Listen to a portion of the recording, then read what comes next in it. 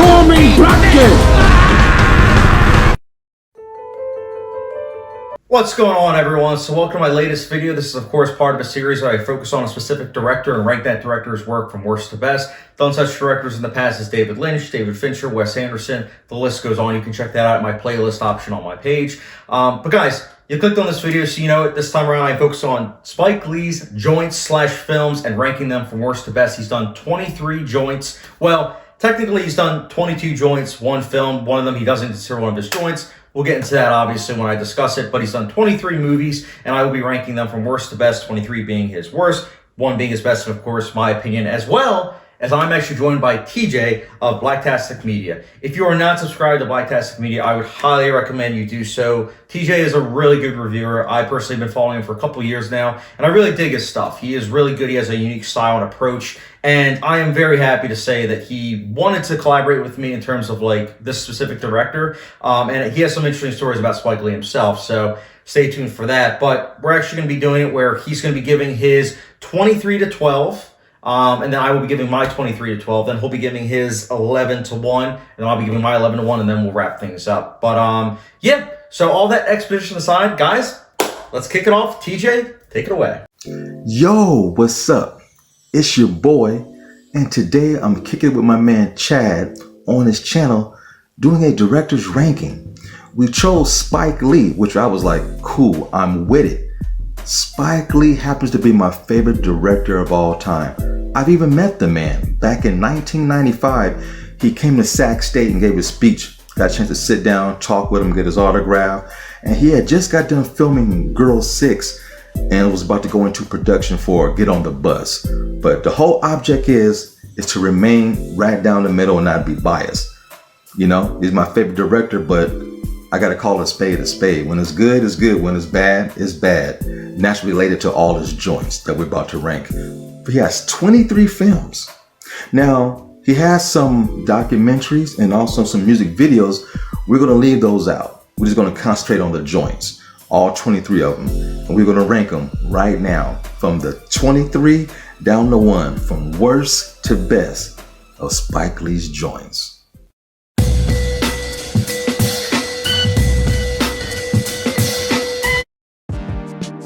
Number 23, Red Hook Summer, which came out in 2012.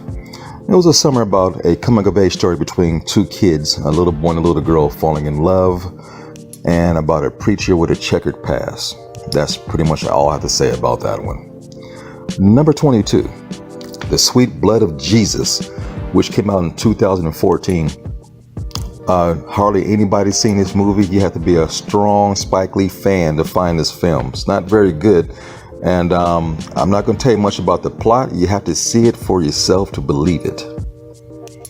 Number 21, Old Boy, which is a remake. This came out in 2013. The original film was beloved by many. A lot of people were disappointed in this remake by Spike Lee, but I rather enjoyed it.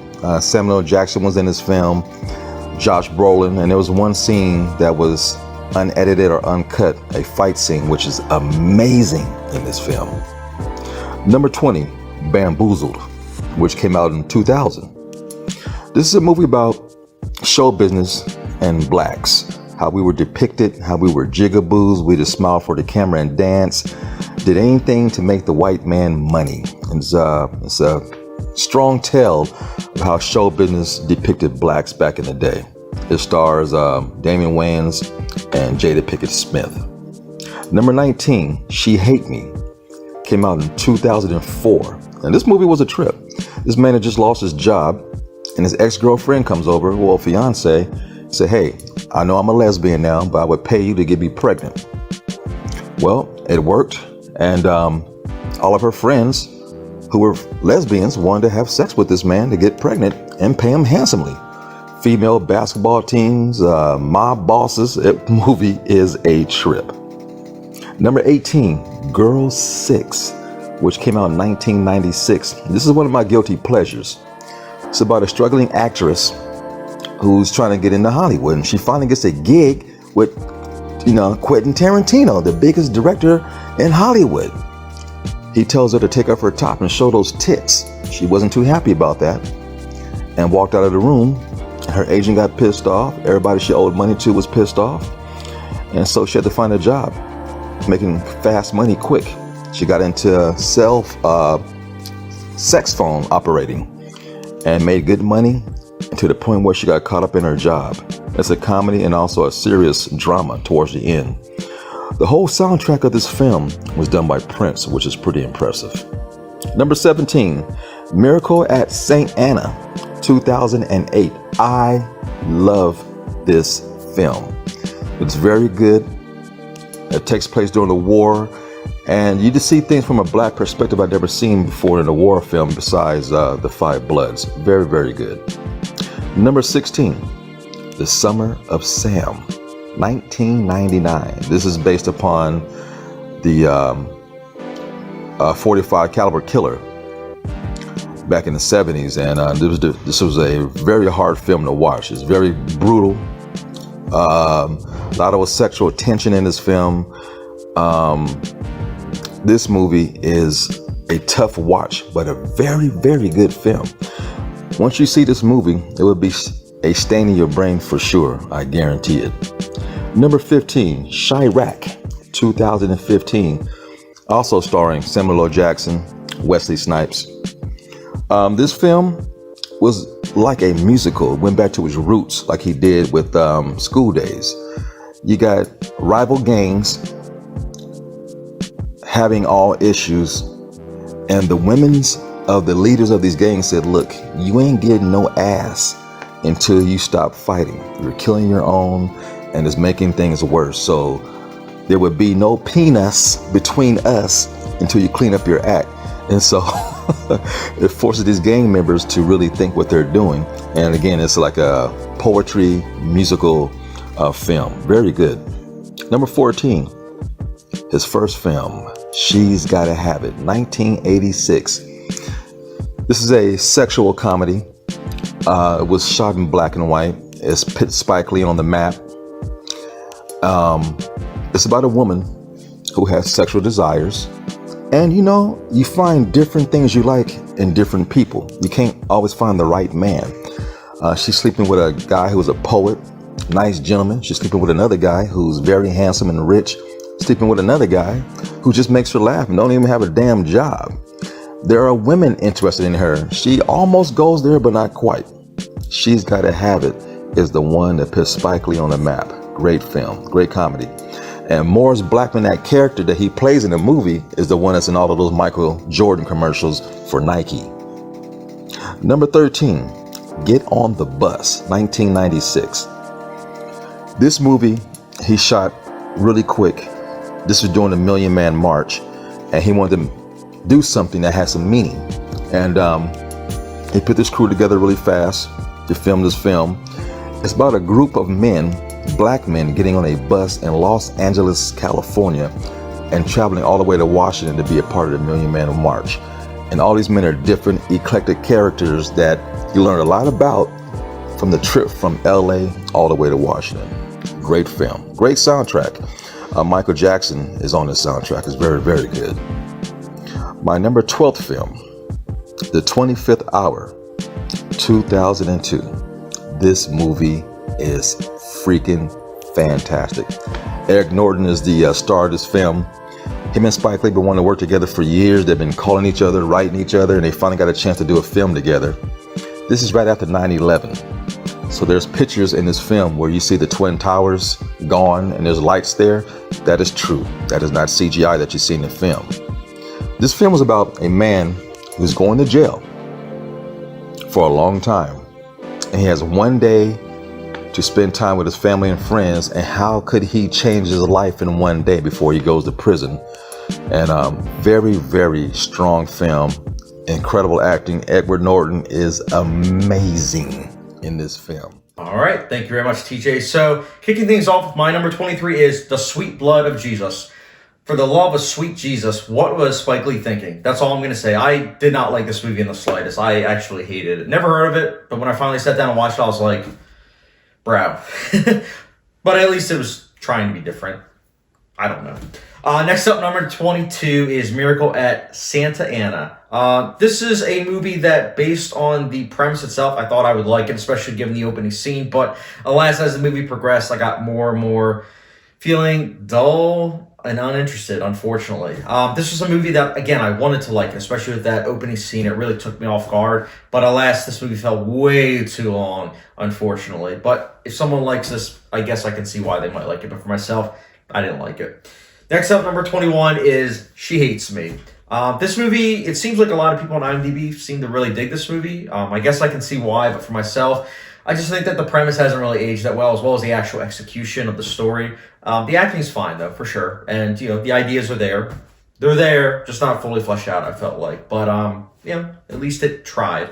So that was my number 21. Next up, number 20 is, speaking of trying, number 20 is Red Hook Summer, which I really do appreciate the ambition, especially with that twist that really honestly surprised me. But I just felt like the overall execution in terms of the development of it afterwards and how it tied in and everything, it didn't really fully satisfied in terms of like what it was going for. And honestly, I think that they could have done more with it. But again, I appreciate the ambition. But it's definitely one of those movies where I felt more disappointed than like satisfied, or in terms of actually really liking it and embracing it as a whole. But I definitely get why some people would like this. But I do feel like a lot of people have this lower on their list, including myself.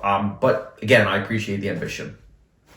So that was my number 20. Number 19, speaking of ambition, number 19 is Girl 6, which I didn't know anything about, but right before I watched it, I actually looked at the premise, and I was like, yo, this premise, there's a lot that Spike Lee could do with it. And he does it in like a mixed bag kind of way. Like, there are some things that he has a lot going for him, but then there's other things that just aren't fully fleshed out or kind of cliched, which stinks because it's a mix of like new, fresh ideas and just cliches.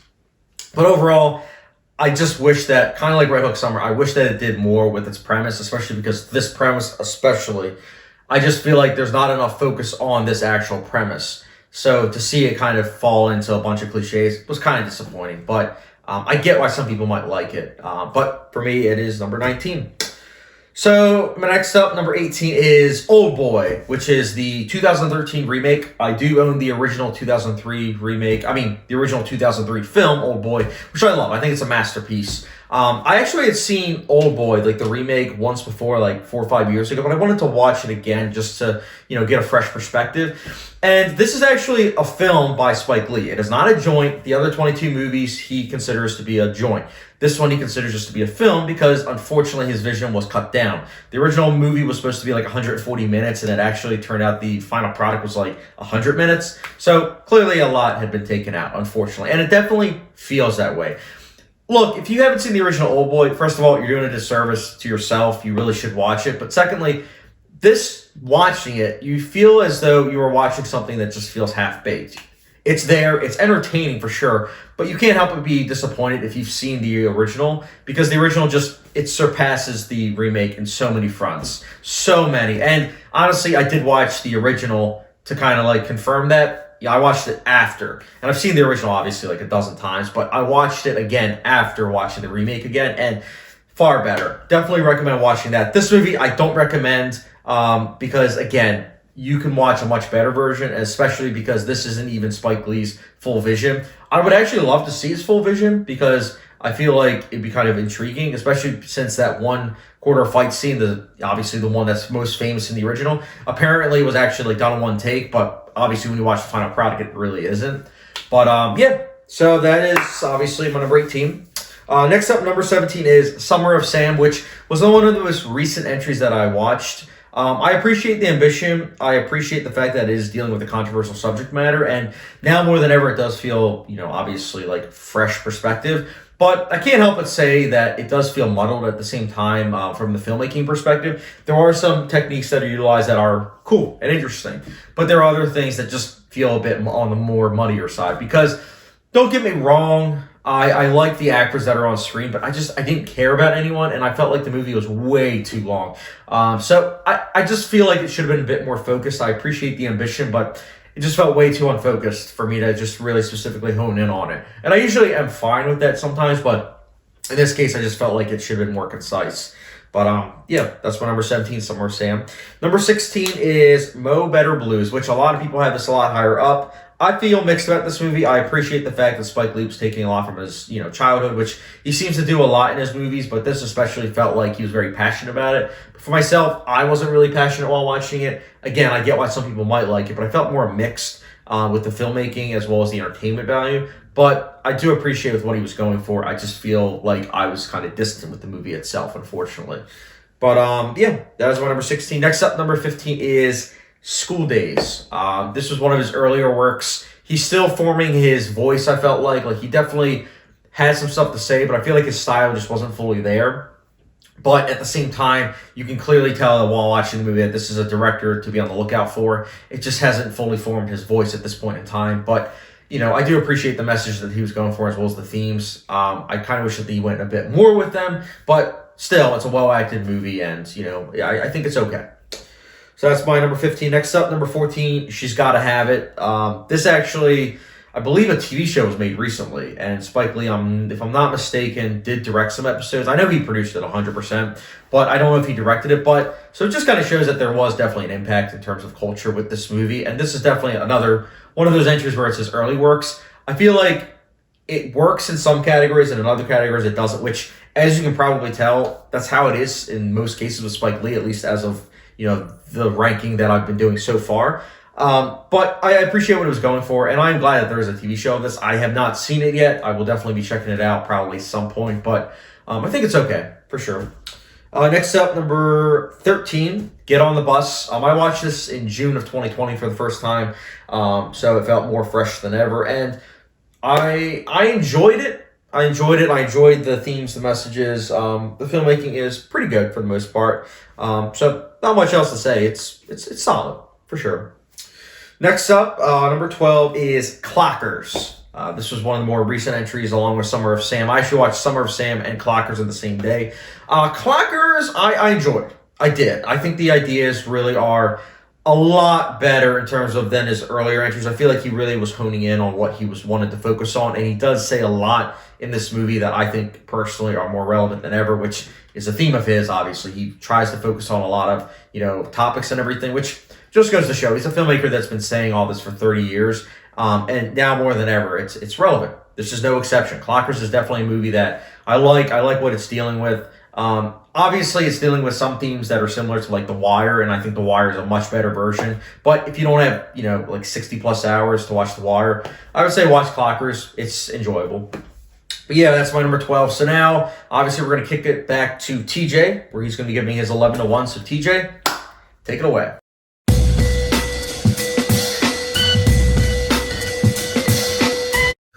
My number 11th film would be Crooklyn.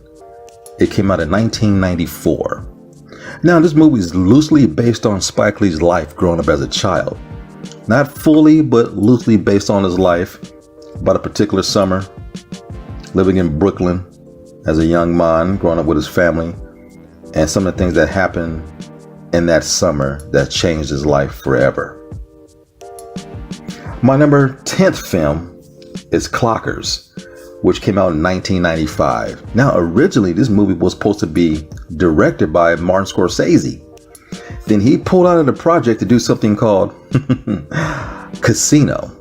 So, Martin Scorsese himself handpicked Spike Lee to do this film. And so he went ahead and did it. This movie is based off a novel.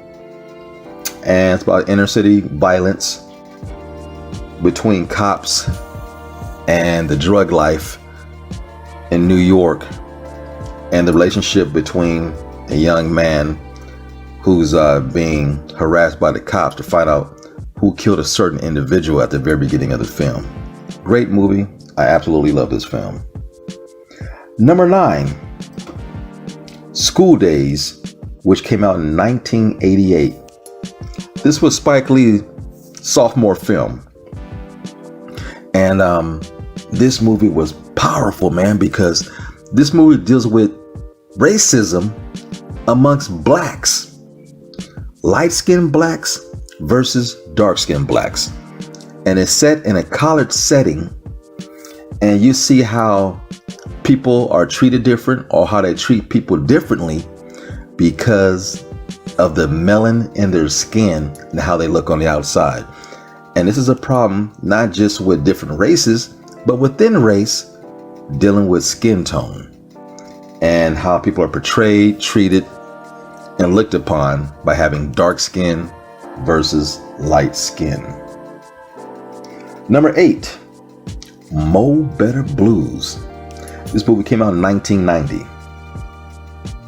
This movie is amazing. It stars Denzel Washington and Wesley Snipes and Spike Lee himself. This movie is about a jazz player. It was bred from the beginning of time to play music, classical music.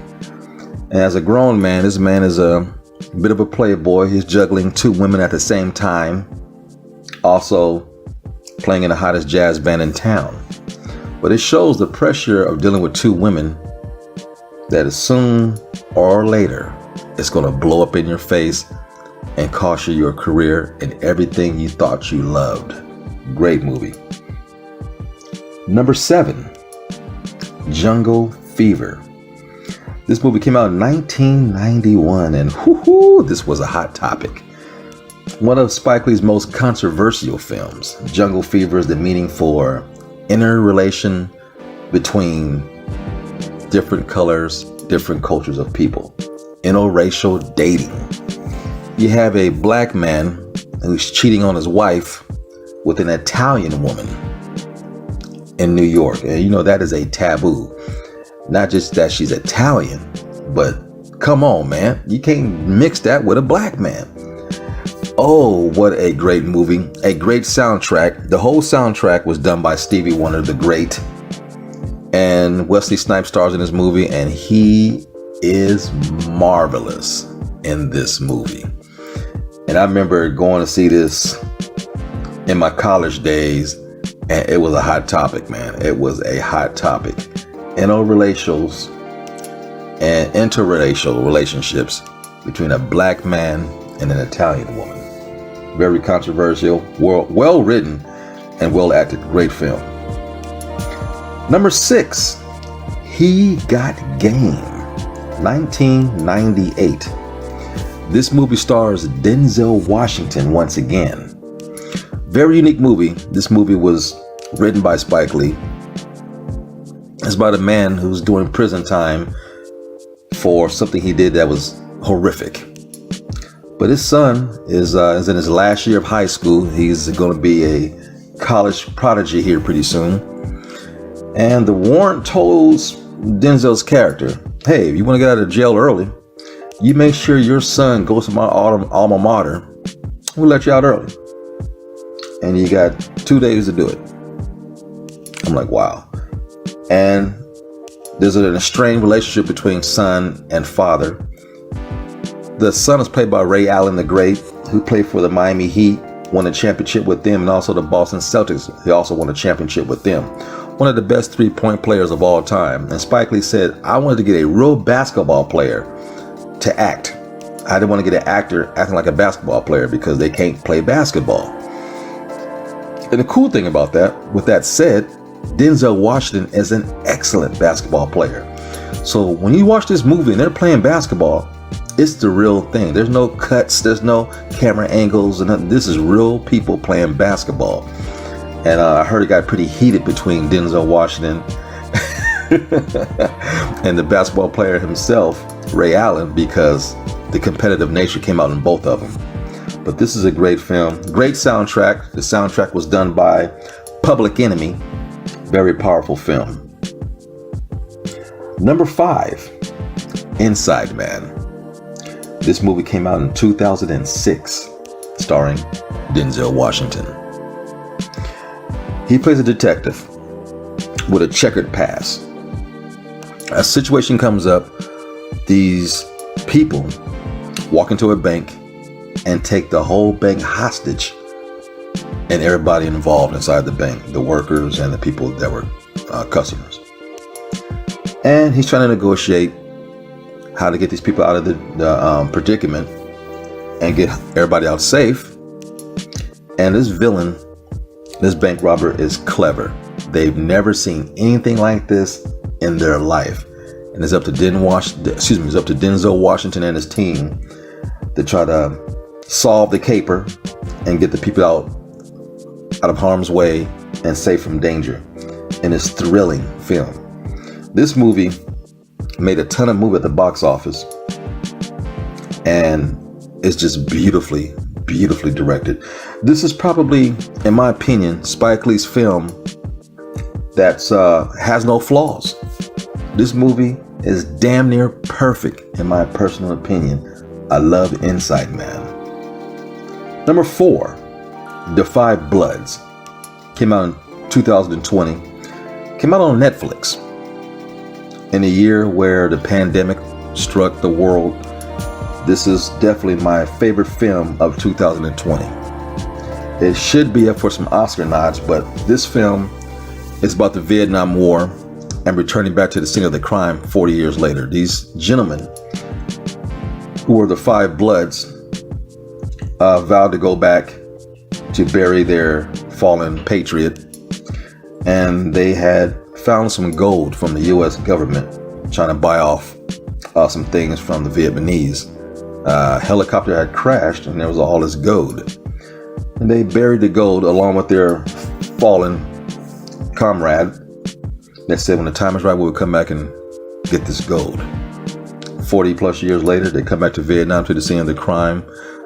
Older gentlemen dealing with the politics of Vietnam and trying to go recover this gold, but it's not as easy as it sounds.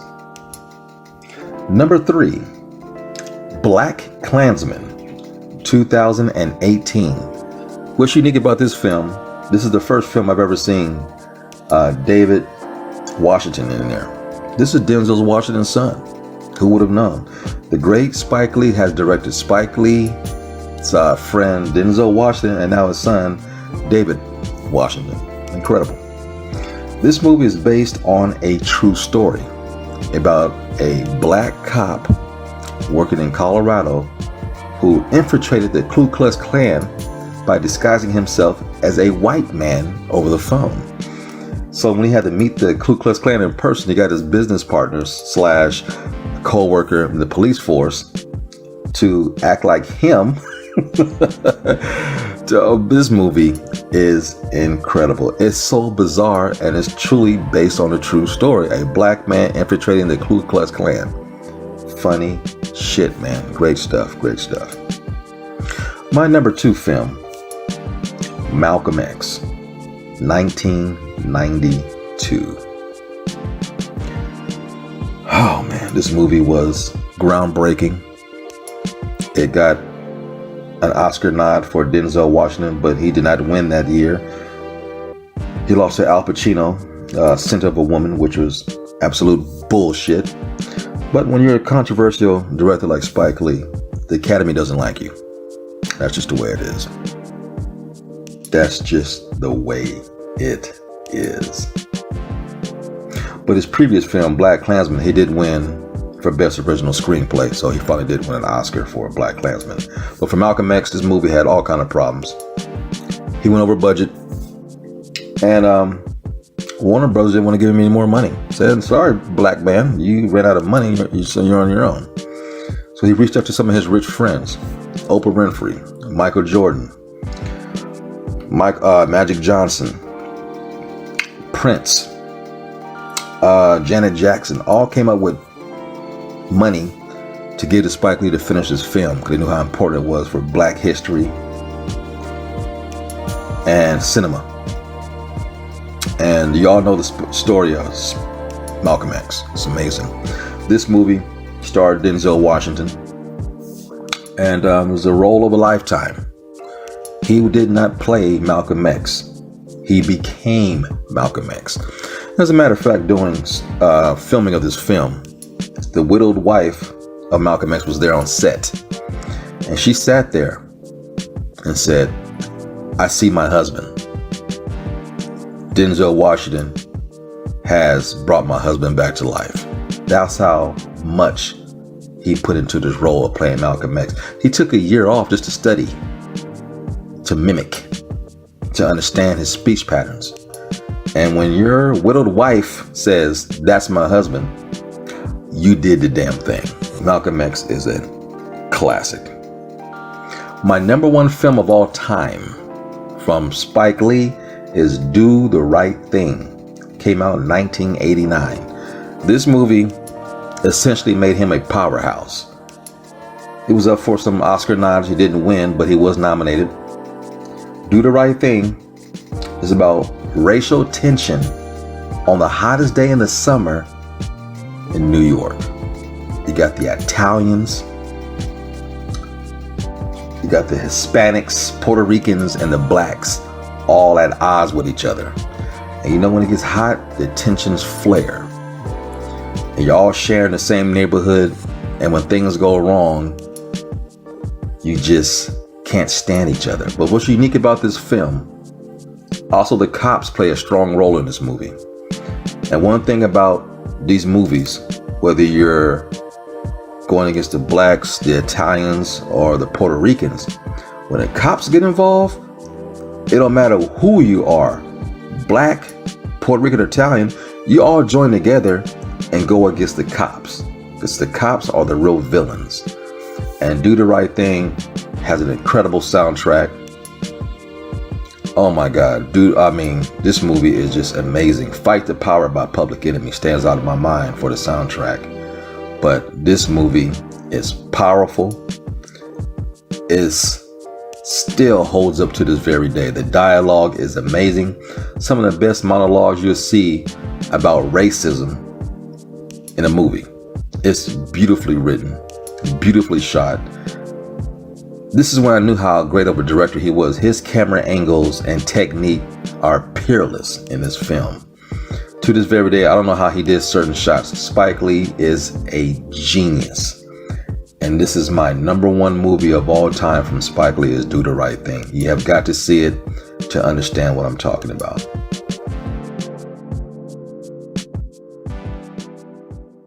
All right. Thank you very much, TJ. Again, guys, don't forget to subscribe to TJ's channel, BLACKTASTIC Media. I'm going to be putting the link down below, so definitely check that out. But, guys, it's my turn now. 11-1. So my 11 is He Got Game. Too long, for sure, which is something Spike Lee movies seem to have, obviously going for against them. But strong performances, intriguing story, good filmmaking make for a slightly better than okay movie. I thought this was more solid than anything. I definitely appreciate it, which is why it is, number 11. Next up, number 10, we're getting to the nitty-gritty top 10. Number 10 is Jungle Fever. I really dug the story for this. I really liked the ideas it was going for.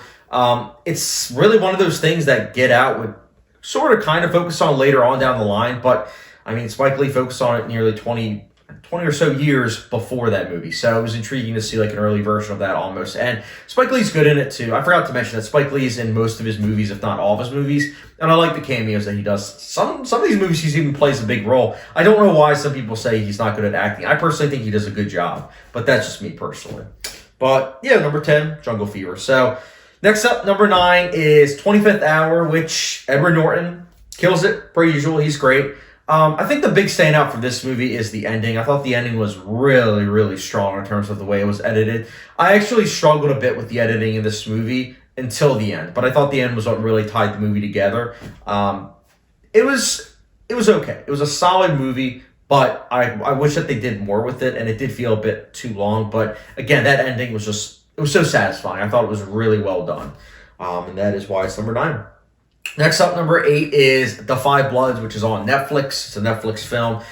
It is long, but I don't think it was too long. I think the issue with this movie boiled down to, I should say, is the villains.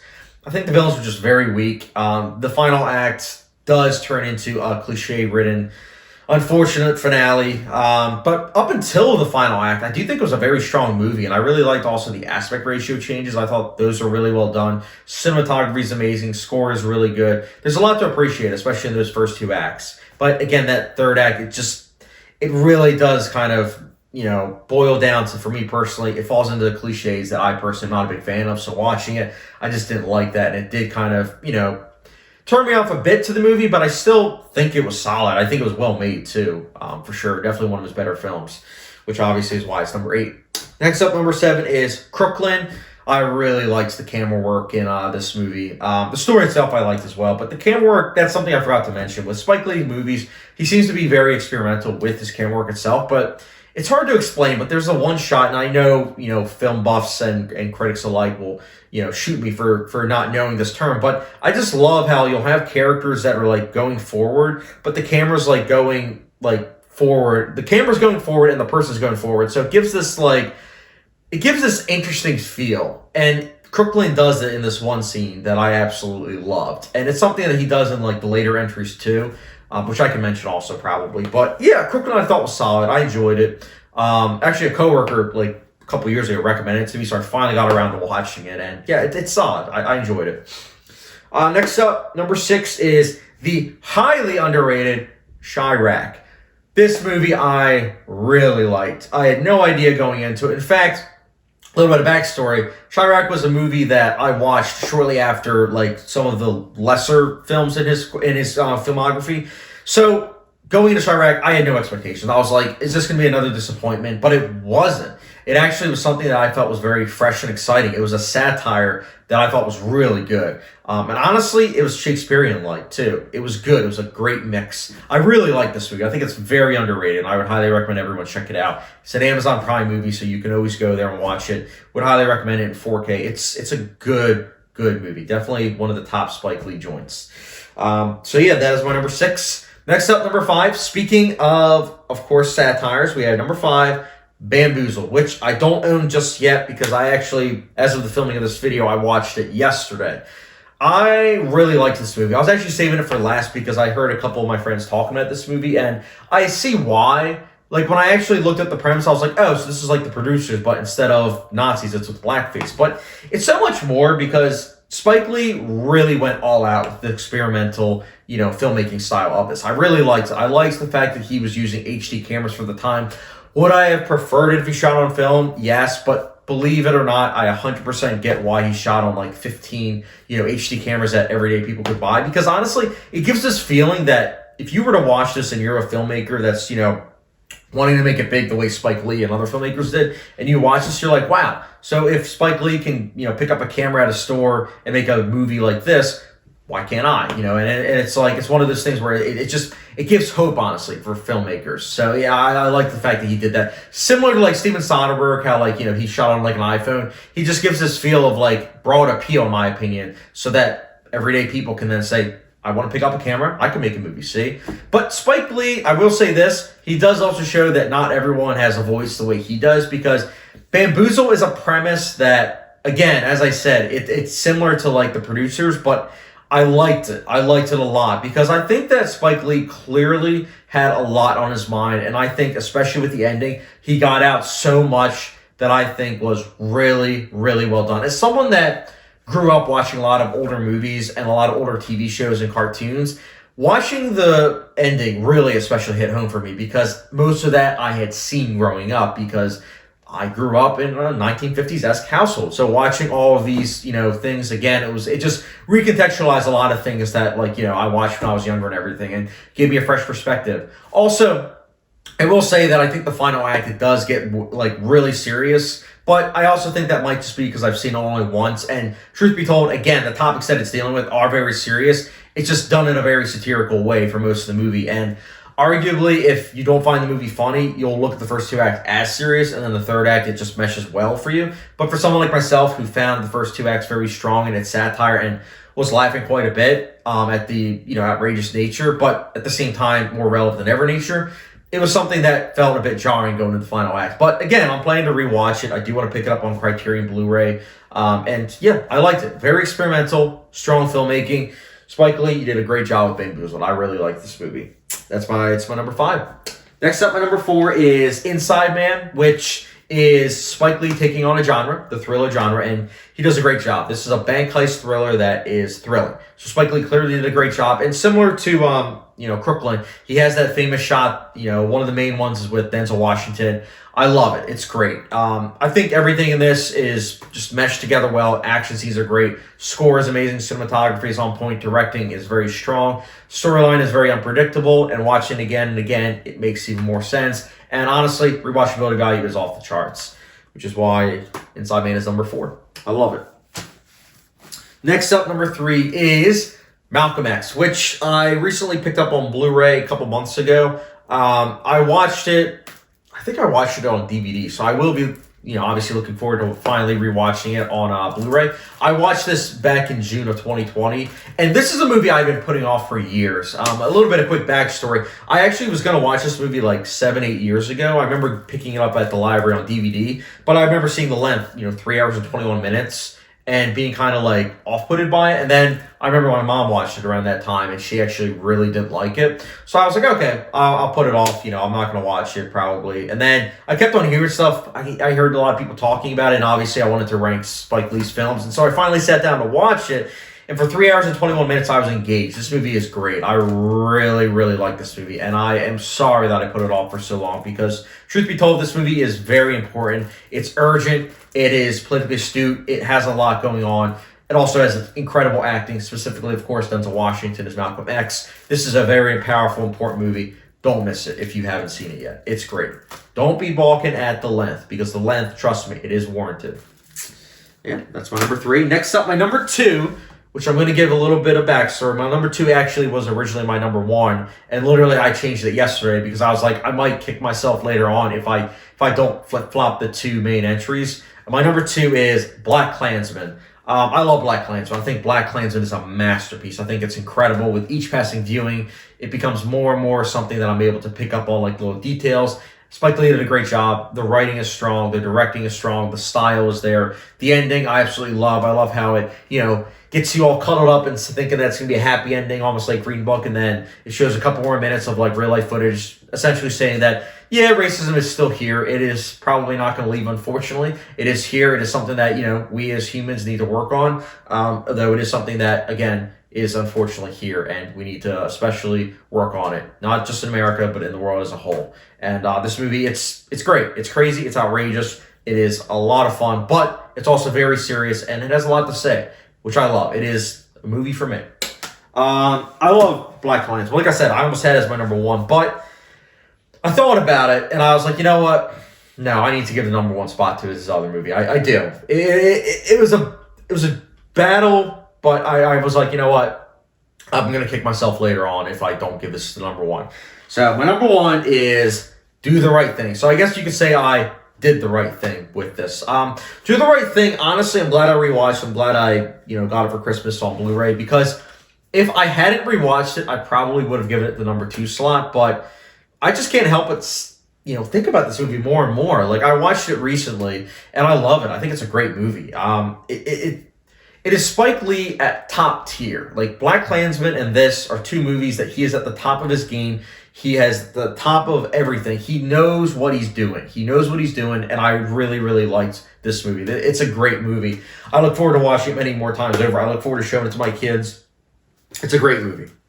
But, yeah, that is my ranking of Spike Lee's filmography, all 23 films. TJ, thank you again for joining me from BLACKTASTIC Media. Everyone subscribe to him. Now, what I like to do is at the end of these ranking videos, I like to talk about the director a little bit. Spike Lee, I will say, his filmography, he is one of those directors where he just makes it in terms of I have more positive feelings about his movies than like negatives, because like almost half of his films I don't like, but then he has those other half that I do like. And honestly, he does have like 4 or 5 that I think are like 4 out of 5 or higher, which honestly, a director having that it's good, but it's also one of those things where there are directors that I've ranked where they haven't even made that. I like Spike Lee though. I think that he definitely is very experimental. Sometimes that pays off, sometimes it doesn't. But when it pays off, it is so worth it. He is one of the directors that really has a lot to say. He is very angry, and in his movies, you definitely can see that. And when he's at top tier form with that anger,